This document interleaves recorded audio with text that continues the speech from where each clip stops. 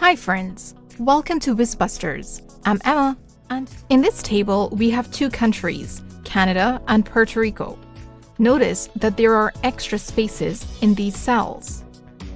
To do a quick check to see if there are extra spaces, we can find the length of the string and just double check it. So to find the length, we use the len function, len, text, and we can drag this down. Let's check. So it says the length of the string is 8, but Canada has 1, 2, 3, 4, 5, 6 letters in the word. So there must be spaces before and after. So here there are space 1, 2 spaces, no spaces at the end. While in Puerto Rico, there are 13 characters in terms of the length of the string.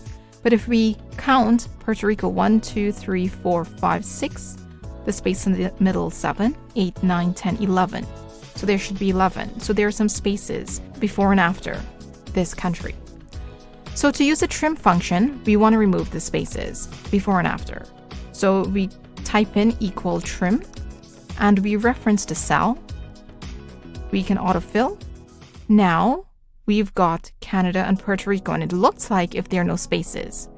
So what we do, we just type in the len function because we want to just confirm that all the spaces have been gone. So we type in equal len and we reference this text and we just drag this down.